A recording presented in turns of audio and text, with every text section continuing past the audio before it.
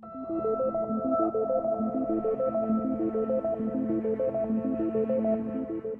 the first place we're going to start is talking about the levels of culture maturity, because when we're talking about Whitespace, we are talking about culture, and we're talking about people and behaviours and the way things move. So talk us through this representation, Tony, of the aeroplane circling around the current planet of a reacting culture. Organisations spend a lot of time sort of trying to change their culture and their cultural maturity, and so therefore they're generally pretty active, but they often find themselves running around or flying around in the same sort of space. Yeah. And I think one of the things that we're trying to sort of help organisations realise is that they need a different type of craft to be able to move through the cultural maturity levels.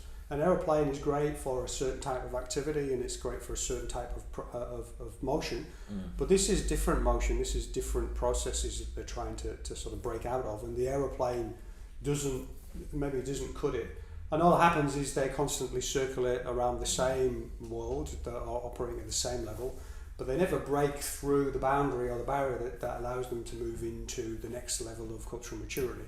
Yeah, so it allows them to move within different attributes of a reacting culture, some better than others, but fundamentally not necessarily breaking through to the next level of maturity. They can't break out through that level into the next level and the levels beyond.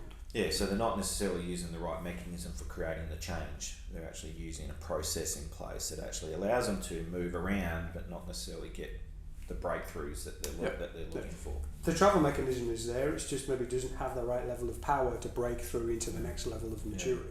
So when we look through those levels of maturity, so we've got a reacting culture, we've got the conforming culture, we've got an achieving culture, and we've got the integral culture. And then moving into that totally new world. So what's the representation of then the white space between each stage? The white space is effectively the challenges that organisations have to tackle to get from one cultural maturity level to the next. The reason we sort of we call it white space is it's blinding in terms of its sort of the way it represents itself.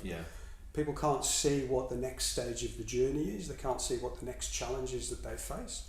So you end up with this white blindness that you often get when you're sort of faced with, I'm not sure what it is that I need to do next. When the organisations get into white space, things become a little bit clearer, because the things that are in the white space environment are things that they've had some experience with before, or they've got some familiarity. They may be just not quite sure about what that means in that particular context or that particular part of the journey. But we represent it as a whiteness because of the fact that it is so blinding, and it's between every individual cultural maturity layer, as you can see in the diagram. There's a boundary of white space between each of the layers.